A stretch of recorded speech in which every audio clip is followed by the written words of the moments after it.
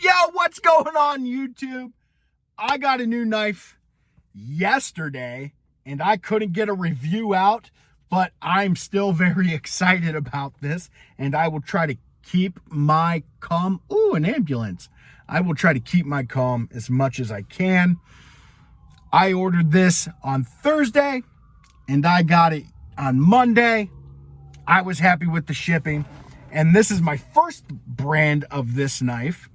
And no, it's not a Rough Rider, obviously, but it is Rough Rider's little brother, and that is Marbles brand. I bought a Marbles brand knife.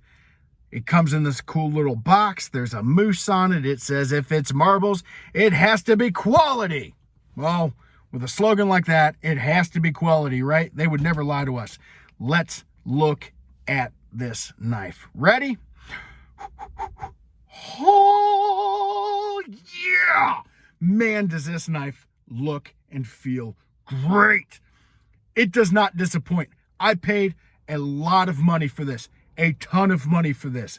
You would not believe that I paid $12.99, and it was $16 with shipping, and 72 cents, I think, was shipping, and that shipping was like 2-day shipping. It was really, really a budget-friendly choice for me. And the main reason why I bought this knife is, one, I've never heard one bad thing about a Marbles sleeve board Whittler, which is what this is. I haven't heard one bad comment about it. Not one negative review. I tried to find them, and I really couldn't find it. All the slip joint groups, everybody's like, man, I bought this Marbles brand knife. I bought the sleeve board Whittler. It also comes in an acrylic tortoise shell, which I think I'm going to buy one for myself. People go, I use this for my regular EDC. So I had to get one. And boy, does it not disappoint. Let's talk about it. Yeah. First of all, the first thing I noticed when I opened up the package, this fit and finish is dead nuts perfect. It is ridiculous what the Rough Rider factory or the Marbles brand factory, they're made in the same place. I don't know what they're feeding those people over there, but they are doing some spot on work for not a lot of money. And before you go and say it in the comments, I know it's a Chinese made knife. I do not care where a knife is made. Things are made all over the world. It's connection all over the world. My shirt wasn't made in the USA. My watch wasn't made in the USA. These glasses were probably not made in the USA. My Under Armour hat. I drive a German car. For Christ's sakes, I do not care. And for everybody that's busting my ass about it, this is an XM18 from Rick Hinderer. Dude lives like 40 minutes away from me, and I bought this knife. This is like a $425 knife, so stop busting my ass about not buying USA-made blades. I just buy what makes me happy. All right, rant is over. Let's talk about this again. Man, is this thing sweet. So first thing I noticed is the brown stag is so well executed, and the die job is so well executed on this knife. It is honestly, it is on par with GEC standards as far as dyeing of bone, which give me shit about it. I don't care. It's a really, really good dye job.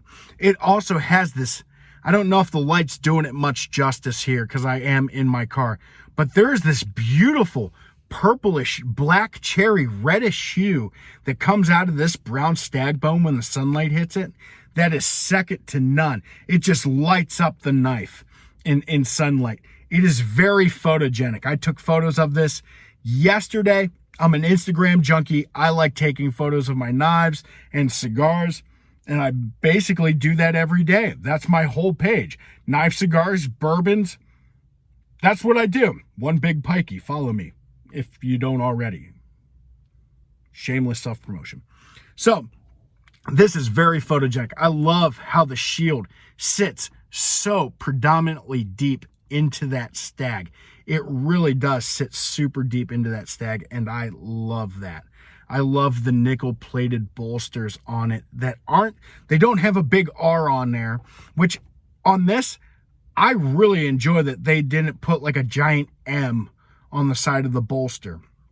I think that this looks way more classier than having a gigantic R on there. I'm not opposed to having the R for the Rough Rider brand, but the Marbles brand just seems a tad bit more refined in some places. And most of the higher selling Rough Riders, I think, are lacking that slant R, so maybe that's something they would want to look into in the future, maybe cutting that out a little more or trying to phase that out. Just my opinion, but my opinion, I'm just a guy on YouTube that likes things. The pinning, the great pinning. This one is a little predominant, but that stag is so thick, it doesn't bother me at all. Usually something like that would bother me, and also, it's a $13 knife, so it's not really a big deal. I don't see that as a big deal at all. Brass liners. Beautifully done brass line. I can't get over this fit and finish whatsoever. It's perfect. That split back is just executed so well, which what makes it a Whittler. If you don't know what makes it a Whittler, it means that the main blade sits on the two back springs and then they put a divider in those two springs, which makes it that split back, which I am becoming increasingly obsessed with. They are just so stout and they're built for work. They're like the Rough Rider Classic Carbon Warncliffe swayback is a thing of beauty, and that thing got me hooked on Whittlers. And then I bought a boxcar Whittler by Rough Rider, and then I bought this one, and I just keep falling more and more in love with this pattern in all sorts of different styles. But whittling, the Whittler split back pattern is just killing it right now as far as my taste. Let's open her up.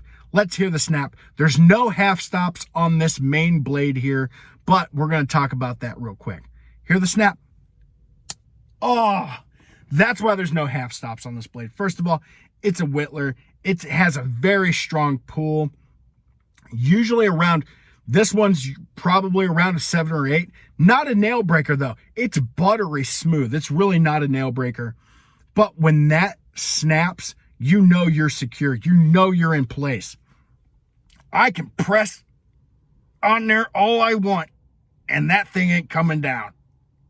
I feel safe using this knife for hard use, which in a non-locking knife, not like a liner lock, like the XM18, if this is all I had, I would still feel very, very secure using this for hard use, maybe bearing down on something. I know that this blade is not going to shut on me, and if it does, I'm probably not using a slip joint knife properly anyway.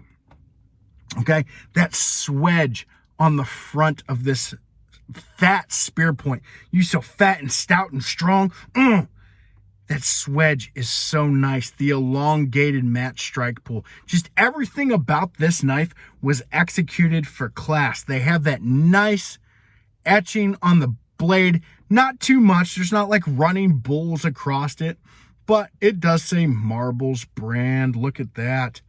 Quality knives.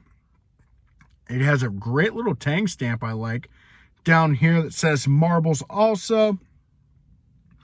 That main blade just kills me every single time. It is a beautiful, beautiful blade shape. It's stout. It's slicey too. It's not very thick behind the edge, but then like you look at here and it's thick. Like the grind, it's maybe where's a piece of paper?